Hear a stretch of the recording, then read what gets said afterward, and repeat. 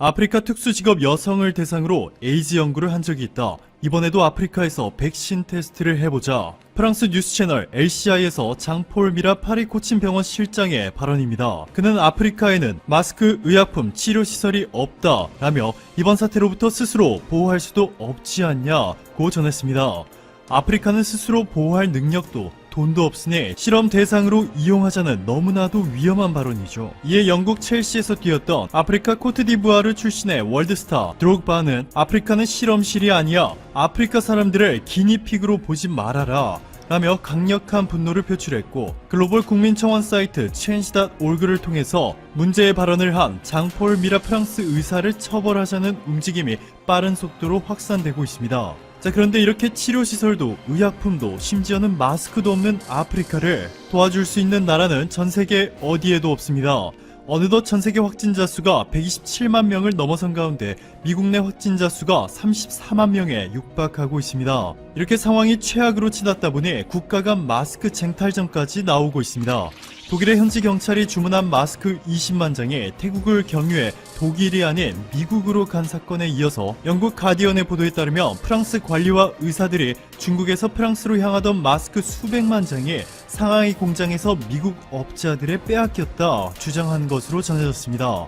이에 독일 정부는 미국의 현대판 해적 행위 라 비판하는 등 미국과 유럽 간의 갈등이 심화되고 있습니다. 다른 나라들도 상황은 비슷합니다. 도쿄올림픽이 연기되기 전까지 꽁꽁 감춰왔던 일본은 최근 신규 확진자가 일주일 만에 2배로 넘어선 가운데 더 큰 문제는 수천 명에 달하는 일본의 확진자들이 자신의 이동 경로를 말하지 않고 있다는 것입니다. 한국처럼 빠른 역학 조사를 통해 2차 확산을 막을 수조차 없는 상황인데요. 요미우리 신문에 따르면 일본의 보건소는 이렇게 말하고 있습니다. 일본 젊은 사람들은 우리가 전화를 걸어도 받지도 않는다. 이렇게 전 세계가 혼란을 겪는 가운데 유일하게 다른 나라를 도울 수 있는 국가, 네 맞습니다. 바로 대한민국이죠. 지난해 100번째 노벨 평화상을 수상하며 에티오피아의 기적이라 불린 남자 아비 아흐메드 알리 에티오피아 총리는 한국에 문재인 대통령과 통화하고 싶다 요청했고, 전화통화에서 한국의 대응은 놀라웠다. 한국 정부가 접촉자를 끝까지 추적 치료하는 모습이 특히 인상적이었다 면서 아프리카에도 문재인 대통령의 경험과 리더십을 필요로 하고 있다 도움을 요청하였습니다. 자, 그런데 여기서 에티오피아와 베트남의 차이점이 있습니다. 앞에서는 한국을 칭찬하며 도움을 요청하면서 한국산 진단키트는 정확도가 떨어진다, 박항서 감독의 연봉을 삭감해라 외치며 심지어는 한국의 태극기를 이렇게 바꿔 한국인들의 뚜껑을 열리게 만들었고, 이에 대해 한국 네티즌들이 강하게 항의하자 사과를 하기는커녕 최근에도 한국인들을 비꼬는 게시물을 추가로 올렸고, 한 베트남 네티즌은 한국인에 이렇게 말합니다. 나 베트남이야, 제발 와줘. 그런데 너가 오면 삐처럼 갇혀 있을 거야. 너무나 충격적이죠. 한국이 투자해준 덕분에 먹고 사는 나라 베트남, 큰손이라 불리는 한국인 관광객 수백만 명이 매년 베트남을 찾아준 덕분에 수백만 명의 자영업자들이 생계를 이어나가고 있는 나라 베트남, 공무원 월급이 27만원에 불과한 나라 베트남에서 한국 기업들이 평균보다 높은 임금을 지불하며 양질의 일자리 수십만 개를 제공하고 있는데도 고마움이라고는 눈 씻고 찾아봐도 찾아볼 수 없습니다. 반면 에티오피아는 베트남과는 완전히 다른 행보를 보여주고 있습니다. 이번 사태로 아프리카 마다가스카르와 카메룬에 갇힌 한국 교민들과 한국인 봉사단들을 위해서 에티오피아 정부가 적극적으로 주선해 이미 폐쇄된 항공을 국영 항공사까지 동원해 예정에 없던 운행을 만들 수 있도록 도와주었습니다. 그런데 탑승객이 너무 적다 보니 한국인 한 명당 내야 하는 비행기 가격이 너무 비쌌는데, 놀랍게도 에티오피아 정부가 이 과정에서 발생한 비용 전액을 부담해준 것으로 전해졌습니다. 사실 에티오피아는 1950년 6.25 전쟁이 한창이던 시기에 이주민이 파견돼 남아공을 제외하면 아프리카에서 유일하게 한국의 수천 명의 병력을 파병해준 한국의 형제국이죠. 이번 사태 때도 한국에서 갑작스럽게 확진자 수가 급증하자 베트남이나 일본처럼 한국을 막는 데만 집중한 것이 아니라 아프리카에 있는 한국인들의 안전을 지키기 위해서 없던 운행까지 만들어 주었고, 심지어 비행기 값까지 대주었습니다. 이뿐만이 아닙니다. 한국 서울에 본사를 둔 국제구호개발기구 월드비전이 후원을 해주던 아프리카 10개국 주민들은 한국에 보답하고 싶다며 마스크를 직접 만들어 한국에 수천 장을 보내왔고, 월드비전 국제본부는 이러한 한국에 19만 장의 의료용 마스크 지원을 결정하였습니다.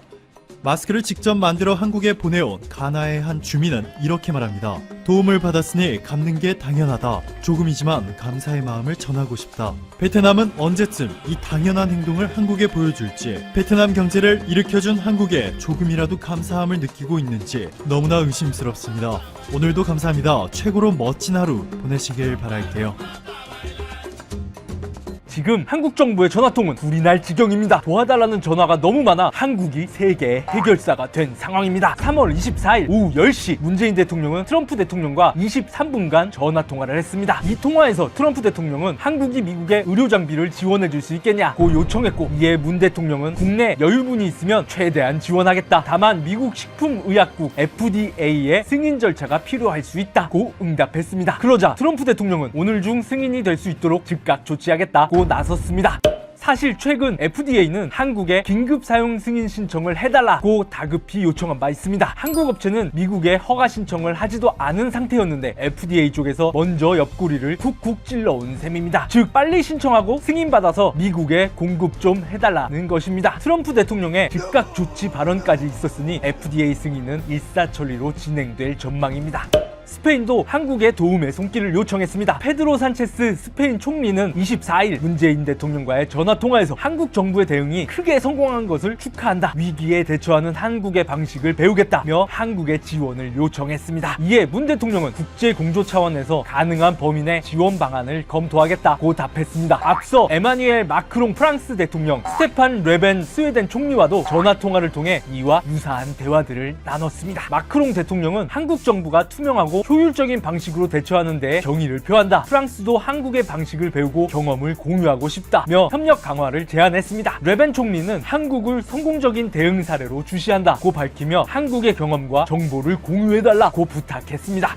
이 와중에 덴마크 정부는 한국의 도움을 거절했다가 땅을 치고 후회하는 중입니다. 한국 4개 업체가 테스트 장비 수천 개를 제공하겠다고 제안했지만 덴마크 정부가 괜찮다며 거부했던 것입니다. 이 사실이 덴마크 현지 언론인 베릴 링스케를 통해 알려지자 호이니커 덴마크 보건부 장관은 한국의 제안에 적절하게 대처하지 못한 점을 후회한다. 치명적인 실수였다 라고 사과했습니다. 이런 세계 정상들의 반응을 보면 알 수 있듯이 지금 한국산 장비는 유럽과 미국에서 매우 핫한 아이템 입니다. 어떤 나라는 다른 나라 제품은 분량이 많았다며 수출할 때 제품에 메이드 인 코리아를 꼭 표시해달라는 요청까지 했을 정도입니다. 이외에도 의료체계가 부실한 이란 역시 한국에 절박한 SOS를 보냈습니다. 미국은 믿을 수 없다며 미국의 도움을 단칼에 거절한 후 한국에 친서를 보내 방역물품을 지원해달라며 도움을 요청한 것입니다. 참고로 이란은 미국의 제재 대상 국가이기 때문에 미국과의 협의 없이는 지원을 진행하기가 어렵습니다. 이런 상황에서 한국은 이란에 대한 인도적인 지원을 진행하기 위해 미국과 세부적인 사항들을 조율하는 중입니다. 일본이 그토록 원하던 중재자 역할을 한국이 하고 있는 셈입니다. 이처럼 한국이 세계의 해결사 역할을 도맡아 하는 가운데 일본의 상황은 참으로 혼란합니다.